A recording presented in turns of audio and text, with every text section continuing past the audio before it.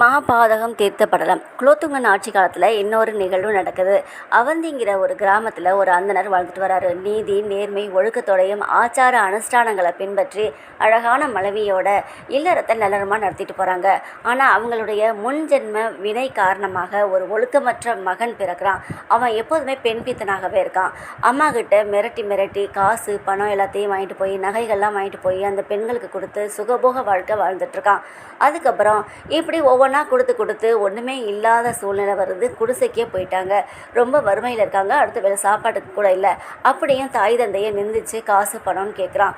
அதுக்கப்புறம் அவனுடைய கெட்ட எண்ணத்தினால தாயிட்டே தவறாக நடக்கிறான்.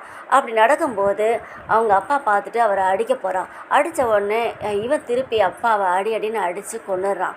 கொன்ன பிறகு பயந்து போய் வேகமாக ஓடிடுறான் வீட்டை விட்டு. அங்கே காட்டு பக்கம் போகிறான். காட்டு பக்கம் போகும்போது இவன்கிட்ட ஏதோ ஒரு பொருள் இருக்குதுன்னு சொல்லிட்டு அங்கே திருடர்கள்லாம் இவனை துரத்தி பிடிச்சி அவனை அடிக்கிறாங்க. அடித்த அடியில் அவன் அப்படியே மயங்கி விழுந்துடுறான். அதுக்கப்புறம் காலையில் எழுந்திரிச்சு கொஞ்சம் கொஞ்சமாக நடந்து போய் பார்க்குறான். ஒரு கோபுரம் தெரியுது. அந்த கோபுரத்தை பார்த்து கும்பிட்றான். உள்ளே வர தகுதி இல்லாதவனாக இருக்கேன். நான் எப்பேற்பட்ட பாவம்லாம் செஞ்சுட்டேன். எனக்கு ஒரு கொடிய நோயும் வந்துச்சு. தந்தையை கொண்ட பாவமும் எனக்கு வந்து சேர்ந்துருக்கு. அதனால நான் உள்ளே வர தகுதி இல்லாதவனாக இருக்கேனே சொல்லிட்டு அழுதுட்ருக்கான்.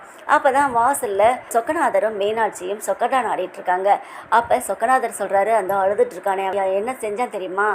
அவன் தந்தையவே அடித்து கொண்டுட்டான். ஒரு அந்தனரை அடிக்கலாமா? அதனால பிரம்மகத்தி தோஷத்தினால அவன் கஷ்டப்படுறான். அதே போல் தாயையும் நிந்திச்சான். தாயிட்டையும் தவறாக நடந்தான். அதனால அவனுக்கு இவ்வளோ கஷ்டங்கள்லாம் வந்திருக்கு அப்படின்னு சொல்கிறாரு. அப்போ அவனுக்கு என்ன செய்ய போகிறீங்கன்னு மீனாட்சி என்ன கேட்கும்போது, அவன்கிட்ட ஒரு திருவிளையாடலை நடத்த போகிறேன் அப்படின்ட்டு வேடுவனாக வேடச்சியாக 2 பேரும் போய் அவன் முன்னாடி நிற்கிறாங்க.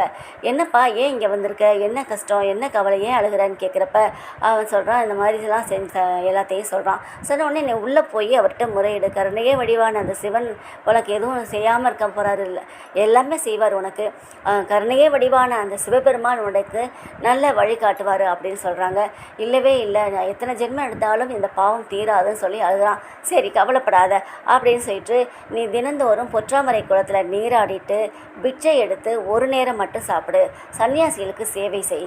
அருகம்புல்ல சூரிய உதயத்துக்கு முன்னாடியே பறித்து பசுமாட்டுக்கு கொடு. இப்படி தொடர்ந்து செஞ்சுட்டே வந்தேன்னா உன்னுடைய பாவம் கொஞ்சம் கொஞ்சமாக கரையும் சொல்கிறாங்க. அதன்படி அவன் செஞ்சு அவனுடைய பாவம் கரையுது. அதே சமயம் மீனாட்சி அன்னை கேட்குறாங்க, நல்லவங்களை சோதிக்கிறீங்க, கெட்டவங்களுக்கு உடனே உதவி செய்கிறே, என்ன காரணம் அப்படின்னு கேட்குறாங்க. கெட்டவங்க திருந்தினா நல்லவங்க நிம்மதியாக வாழ்வாங்க அப்படின்னு சிவபெருமான் சொல்கிறாரு. அதனால தான் அவனுக்கு அருள் புரிந்தேன்னு சொல்கிறாரு.